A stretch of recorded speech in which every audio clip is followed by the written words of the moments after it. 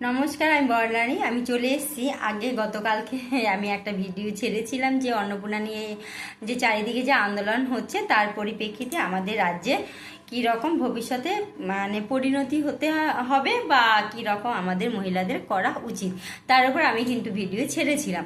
তো আমি ভেবেছিলাম, সত্যি কথা বলতে আমি মায়েদের বলেছিলাম যে কমেন্টে আপনারা উত্তর দেবেন, গালাগালি মনেও যদি হয়, কারণ আমি অন্নপূর্ণার উপর ডাইরেক্টলি কিছু বলেছি।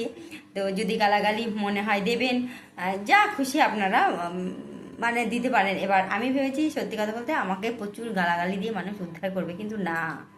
আমার রাজ্যবাসী মায়েরা বহু মা আছে কিন্তু শিক্ষায় শিক্ষিত, তারা কিন্তু ব্যাপারটা বুঝেছে। হ্যাঁ, তার জন্য তারা যতটা পেরেছে আমাকে কিন্তু কটুবাক্য একজনাও বলেনি। উপরন্তু আমাকে যতটা কমেন্টে আমাকে মানে তাদের বক্তব্যগুলো মানে বুঝিয়ে বুঝিয়ে কমেন্ট করেছে। তো আমি সেটাই আবার সোশ্যাল মিডিয়ায় আমি বলছি যে আমার দয়া করে, আমি আগের ভিডিওটা সম্বন্ধে কিছু বলছি না, আপনারা পেছনে একটু ব্যাকে টেনে আমার আগের ভিডিওটা দেখে নেবেন যারা নতুন আছেন।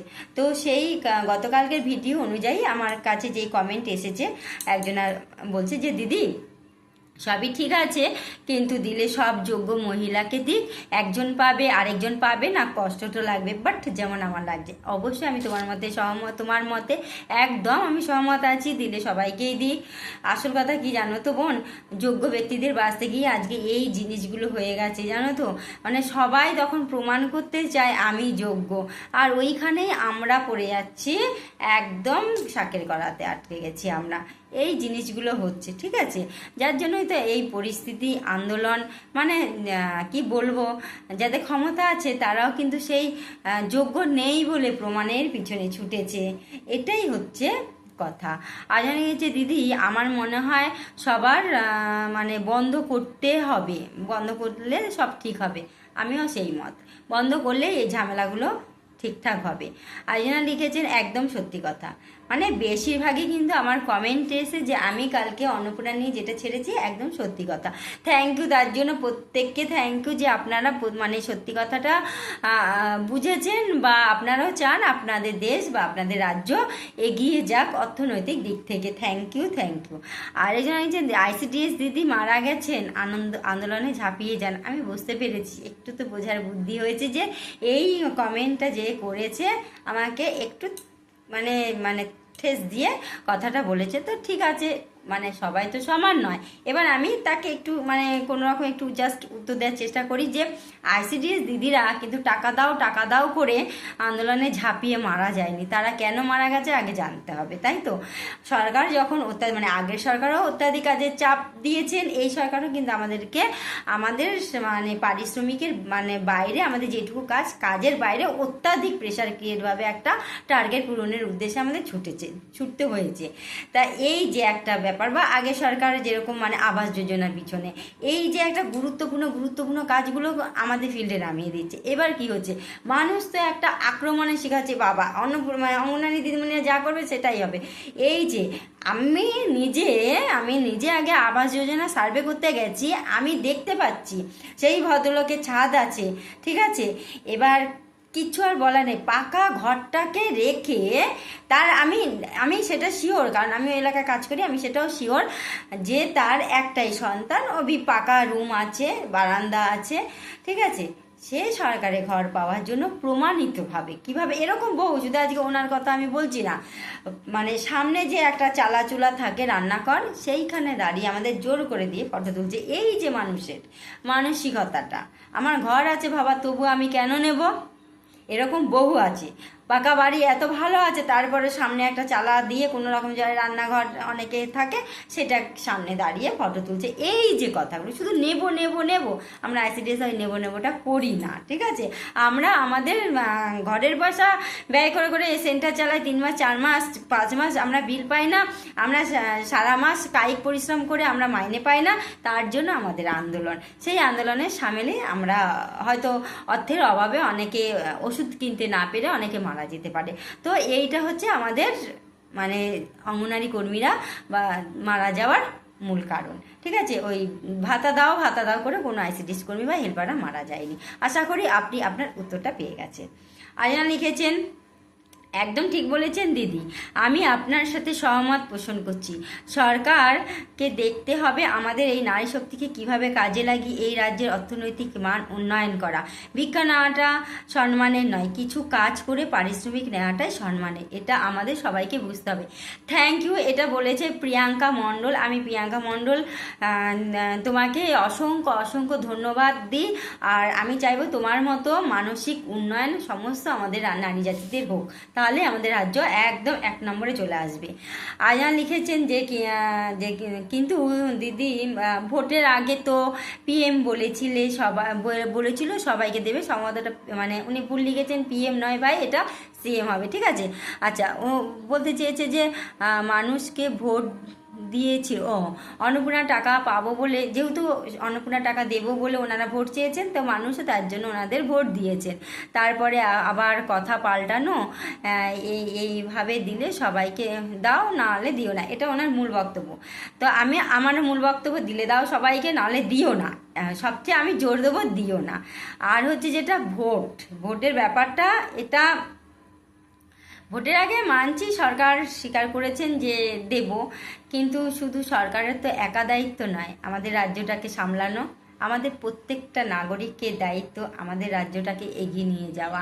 সরকার নাই বলেছে তাই আমরা আবার সরকারের কাছে আবেদন করি না যে আপনি বলেছেন আমাদের দিতে হবে না, আমরা আমাদের আগামী প্রজন্মের জন্য আমাদের রাজ্যটাকে কর্মসংস্থান বাড়িয়ে যান, এলাকায় এলাকায়, শহরে শহরে, গ্রামে গ্রামে, সেটা আসি না আমরা বলতে। বলেছে সরকার, কি আছে বলেছে। তা আর সত্যি কথা বলতে অন্নপূর্ণা দেবে বলে ওনারা আসেনি, ঠিক আছে।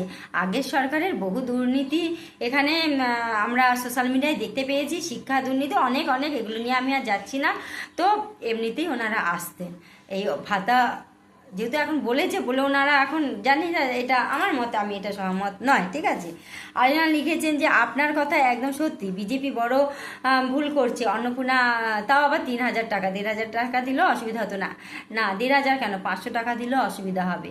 আমাদের এত কোটি মহিলা সবাইকে যদি 500 টাকা করেও যদি দেয়, তবুও কিন্তু আমাদের রাজ্যকোষ ফাঁকা হবে। সেই রাজ্যকোষটাকে আমাদের ভরতে হবে, রাজ্যকোষ ভরলেই কিন্তু আমাদের পরিবারের হাড়ির অবস্থাও ভরে যাবে, এটা আমাদের মাথায় আসতে হবে। চেন বাই চেন সব কিছু কিন্তু অটোমেটিক আমাদের ভরে যাবে, তো ফাঁকা করে কিছু হয় না, এটা তো স্বাভাবিক, বুঝতে হবে। আমার কাছে যদি আমার ব্যাংক ব্যালেন্স 1 কোটি টাকা থাকে, সেখান থেকে আমাকে কাউকে বাধ্যতামূলকভাবে দিতে হবে প্রতি মাসে 10,000 টাকা করে আমি দিচ্ছি। তা আমি যদি দুজনাকে 10 করে দিই, ওই 1 কোটি টাকা শেষ হতে কদিন লাগবে? তারপরে আমার সংসারে খরচা আছে, এটাই আমি বোঝাতে চাইছি। এই সেম নিজের সংসারকে দিয়ে ভেবে আমাদের রাজ্যের সংসারটাকে ভাবতে হবে, ঠিক আছে। আয়না লিখেছেন যে দিদি সরকার তোমাদেরকে ফাঁসিয়ে দিয়েছে, তোমাদের ভেরিফিকেশনের দায়িত্ব দিয়ে আবার সরকার এআই ঢুকিয়ে অ্যাপ্লিকেশনগুলোকে বাতিল করেছে। তো যারা ভেরিফিকেশন করেছে তারা যোগ্য বাদ দিয়ে অযোগ্যদের অ্যাপ্রুভ করেছে, আর এখন মার খাওয়ার ব্যবস্থা তোমাদের। তা এগুলো তো হচ্ছে, আমি তো এর আগেই বলেছি, আমরা কিন্তু শাকের করাতে আটকে আছি, আমরা কর্মীরা। আগে হাঁটলেও দোষ, পিছনে হাঁটলেও, যদি আমরা ভেরিফাই না করতাম তখন সরকার আমাদের উপর চাপ সৃষ্টি করতো, ঠিক আছে, চাকরি নিয়ে টানাটানি করতো। আর এখন যেহেতু করেছি, তো এদিকেও মানে পাবলিকের চাপ, আর কী বা বলবো, শুধু আমরা একাই চাপে নই, আমার প্রত্যেকটা প্রশাসন মানে বিডিও অফিসগুলো, তো বিডিও ম্যামরা এত হেনস্থার শিকার হচ্ছেন, পঞ্চায়েতে এত হেনস্থার শিকার হচ্ছেন, এসডিও অফিস, সমস্ত জায়গায় ব্যাংকের কর্মচারীরা নাজেহাল হয়ে যাচ্ছে। তারা এই ডিভিডি লিঙ্ক করতে হচ্ছে, এই করতে হচ্ছে, সেই করতে হচ্ছে, এত লাইন, মানে এই যে একটা হুলুস্থুলি চারিদিক থেকে হচ্ছে, ঠিক আছে। এটা আর কি বলবো, কিছু আর মানে বলার নেই। আরেকজনা লিখেছেন আপনার যুক্তিগুলো হয়তো একদম ঠিক, কিন্তু এই যুক্তিগুলো তখনই গুলিয়ে যায় যখন পাশের 3তলা বাড়ি গ্যারেজে বিলাবহুল 4 চাকা থাকা সত্ত্বেও সেই মহিলা শিক্ষা মিথ্যে তথ্য দিয়ে ফর্ম ফিল আপ করেছে, আবার আমাদের ভেরিফিকেশনে সত্ত্বেও আবার সবার আগে তিনি টাকা পেয়েও গেছে। তখন 3টে, আর যার পাশের বাড়ি মানে ভাঙাচুরা ঘর, তার কিছুই নেই, সে এখনো পায়নি এই জিনিসটা, এই ইনকোয়ারি অপেক্ষায় দিনে শুধু সে বসে থাকে। এটা উনি বলতে চেয়েছে, একদমই অবশ্যই আমি তোমার মত যে আমি যখন পাইনি, আমার পাশে 3তলা বাড়িটা যখন পাবে তখন একটা হিংসে একটা হবে। তার জন্যই আমি এতবার করে এত ঘুরিয়ে পিছিয়ে, একটাই আমার মূল বক্তব্য, কিন্তু ভাতা দেওয়া বন্ধ করুন, এটা আমার মূল বক্তব্য। তাহলে কিন্তু এত ঝামেলা হবে না, ঠিক আছে। আজান লিখেছেন, আপনি যা কথাগুলো বলেছেন সেগুলো ঠিক কথা, তবে আমাদের একটাই কথা, সরকার দেবে তো কাউকে দেবে তো সবাইকে দিক, আর দেবে না তো কাউকেই দেবে না, এটা ওনার মূল বক্তব্য। আর একজন সত্যিকারের গরিব হওয়া সত্ত্বেও তাকে দিচ্ছে না, তাই এই রকম পরিস্থিতি। যেমন মায়েদের পরিশ্রম করার ক্ষমতা নেই, সন্তানরা দেখে না, তাদের কি ভাতা সত্যিই দরকার নেই? আপনি একটু বিচার বিবেচনা করে বলুন তো। কোনো কিছুতে একদিনে পরিবর্তন হয় না, অবশ্যই কোনো কিছু একদিনে পরিবর্তন হয় না, এটা এই জন্যই তো আমাদের সরকারকে মানে সময় দিতে হবে, আর সরকারের কাছে আন্দোলনটাও চালিয়ে যেতে হবে আমাদের কর্মের জন্য, ঠিক আছে। সরকারের কানে পৌঁছাতে হবে, সরকারের দপ্তরগুলো পৌঁছাতে হবে, আমাদের এলাকাগুলোয় কর্মসংস্থান বাড়াক। কিন্তু এবার আরেকটা যেটা পয়েন্ট হচ্ছে, আমি তোমার প্রত্যেকটা পয়েন্টকে সহমত দিচ্ছি। এই যে গরিব কথাটা বলে না, ওই গরিব ব্যক্তি বহু আছে, বহু গরিব ব্যক্তি আছে, ওই বহু গরিব ব্যক্তিকে দিতে গিয়ে মধ্যবিত্তরাও গরিব প্রমাণিত করছে, অর্থবানরাও গরিব প্রমাণিত করে, এই যে একটা ঝামেলা তৈরি হয়ে গেছে আমাদের রাজ্যে, এইটার জন্য আমি কিন্তু বলেছি বন্ধ করে দিতে, দিয়ে আমাদের পরিশ্রম করে আমরা নারী জাতিরা খাবো, এটাই আমি বলতে চেয়েছি। আর হচ্ছে যেটা, হ্যাঁ এটা অবশ্যই, যে সমস্ত সন্তানরা দেখে না, তার তো একটা বয়স সীমা আছে, 60-এর নিচে অবধি কিন্তু আমরা মানে খাটার ক্ষমতা থাকে প্রত্যেকে, তাই 60-এর উপর হলে আমরা পরনির্ভর হয়ে যাই, তখন সন্তানরা দেখে না, তার জন্য তো সরকার বৃদ্ধ ভাতা বন্ধ করেনি, বৃদ্ধ ভাতাটা রয়েছে তার জন্য। আর একটা কর্মক্ষমতা নেই, কার কর্মক্ষমতা থাকে না? কর্মক্ষমতা থাকে না প্রতিবন্ধীদের, প্রতিবন্ধী ভাতাও বন্ধ করেনি, ওগুলোর জন্য আন্দোলন প্রয়োজন হয়নি, ওই ভাতাগুলো কিন্তু একদমই বন্ধ হয়নি। হ্যাঁ, 2-1 মাস যেহেতু সরকার নতুন গঠন হয়েছে, তার জন্য তারা পায়নি, তা এখন দেখছি আস্তে আস্তে সবাই পেয়ে যাচ্ছে। আজকেও আমি একজন বয়স্ক মাসিমার কাছে খোঁজ নিলাম, হ্যাঁ উনি পেয়েছে, হয়তো 2 মাস পায়নি, এটা একটা অসুবিধা। কিন্তু যেটা আমি বলতে চাইছি, আমার মূল এখনও বক্তব্য, আমরা নারী জাতি কোনো মতে হারবো না, নারী জাতিরা আমরা মাথা উঁচু করে বাঁচবো, তার জন্য আমরা কারো হাতে ভিক্ষা নেব না। আর ভাতা দেওয়া মানে ভিক্ষা নেওয়া, আর এই ভিক্ষা নিতে গেলে সরকার কিন্তু দিনের পর দিন প্রতিটা জিনিসের, আমাদের যে সংসারে দৈনন্দিন জিনিস, প্রতিটা জিনিসের দাম বাড়াবেই, একদম গ্যারান্টি বাড়বেই। তারা কোথায় পাবে? কর্মসংস্থান না বাড়লে তো আমাদেরই উপরে, আমরা যেই জিনিসটা খাবো সেটার উপরে দাম বাড়াতে তারা বাধ্য হবে। আমাদেরকে 3,000 টাকা দিলে সরকার কিন্তু আমাদের থেকে 6,000 টাকা তুলে নেবে, এটা ওনারা ভালো করেই জানে। তাই অতএব আমাদের অত ক্যালির দরকার নেই সরকারের কাছে। আবার আমরা সবাই মহিলারা মিলে করজোড়ে এটা অনুরোধ করি যে আপনারা আমাদের এলাকায়, গ্রাম বাংলা শহরে কর্মসংস্থান বাড়ান, আমরাও কাজ করি, আমাদের সন্তানরাও সেইখানে শিক্ষিত ছেলে মেয়েরাও চাকরি বাকরি পাক। অতএব সবাই মিলে এই বক্তব্যগুলো সোশ্যাল মিডিয়ায় সমানে তুলে ধরতে থাকুন। টাকা পেলাম না করে করে কিচ্ছু লাভ নেই। আজকে ভালো মন্দ খাবেন, কালকের দিনে কি খাবেন সেটা চিন্তা করতে হবে। কালকের দিন মানে আমাদের সন্তানরা, আমাদের প্রজন্মদের কথা আমাদের আগে ভাবতে হবে, এটাই। যাই হোক, আমি অনেক কিছু বলে ফেললাম, ভিডিওটি লং হয়ে যাচ্ছে। আমার বক্তব্যগুলো যদি আপনাদের ভালো লাগে, লাইক কমেন্ট শেয়ার দ্রুততার বেগে করবেন, যেন সরকারের কাছে বার্তাটা পৌঁছায়। আর অসহায় মায়েরা পাক, অসহায় বলতে প্রতিবন্ধী আর বিধবা ভাতা এরা পাক, যাদের কর্মক্ষমতা আছে তারা কাজ করে খান। এটা সরকারের কাছে বলুন যে আমাদের কাজ দিন, ভাতা নয়। ভুল বললে ক্ষমা করবেন।